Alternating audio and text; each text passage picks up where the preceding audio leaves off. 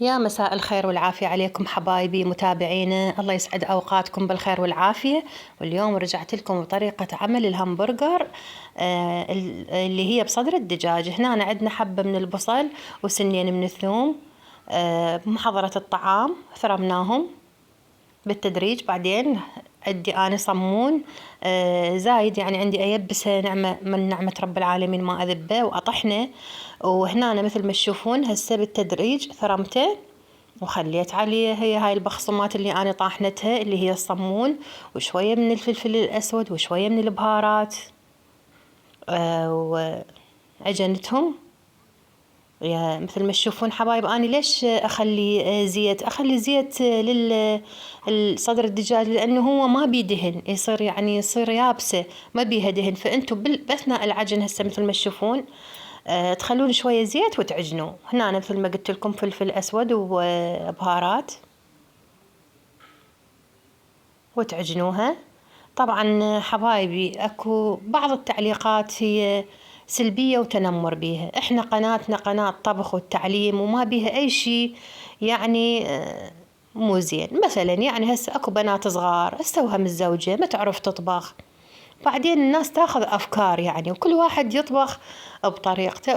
وليش إحنا يعني نتنمر؟ وكلها هاي نعمة من نعمة رب العالمين علينا. هسه مثل ما تشوفون حبايب أنا هذه كلها عجنته، ومثل ما قلت لكم خليت زيت لأن تصير قوية كلش العجينة. هسه هنا أنا أبدي أكورها يعني بالتساوي وأفرشها على كيس النايلون. هسه مثل ما تشوفون كورناها هنا، فرشتها على كيس نايلون، وأبدي هنا أخلي بالطاوة زيت، ما أقليها أخلي يعني زيت هواية، لا شوية شبه اللي تنشوي هي، أو أبدي أشويها بالتدريج.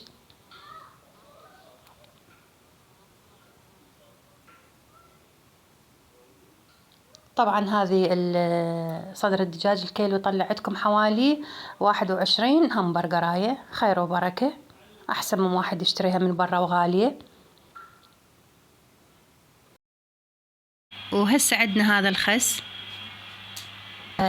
أثر ما أقطعه بهالشكل هذا، وهذا الطماطة اللي هي البندورة هماتين حلقات أسويها.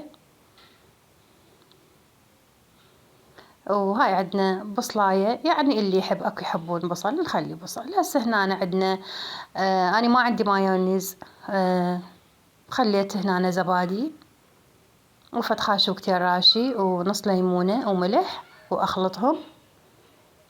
وطبعا طعم كلش طيب ونفس المايونيز ويصلح لكل السندويشات. هنا أنا أبدي أشوف الطعم.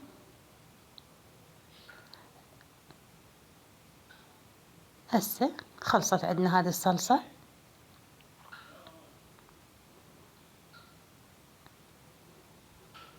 هنا أنا عندي لهانة حمرة، هذه ثرمتها شرائح وبارش جزر، راح أخلي عليها قلاص ليمون وشوية ملح وأتبلهم. طعمهم طبعا كلش طيب يصير، بس لازم تخلون الليمون هواية. هنا عندنا هذه الصمونة، خليت مثل ما قلت لكم هذا الصوص اللي أنا سويته والهمبرجر، وبعدين الجبن والخس. وهنا أنا صارت جاهزة عندنا. هنا أنا أحب أكبسها لأن صراحة صار طعمها كلش طيب، فكبستها هنا هالشكل شوية، يعني مجرد تاخذ هالشكل لون وتقسب كلها. هنا راح مثل ما تشوفون أكبسها. أنا ما عندي كابسة، إن شاء الله راح أشتري كابسة. هسه جهزت عندنا هذه الهمبرجر، وإن شاء الله عشوة بسيطة وطيبة، وكل شي بالبيت يصير هو طيب وخير وبركة. وإن شاء الله ألف عافية علينا وعليكم، وأترككم في أمان الله. یکی هست تو قلبم که هر شب واسه اون مینویسم، اون خوابه نمیخوام بدونه واسه اونه که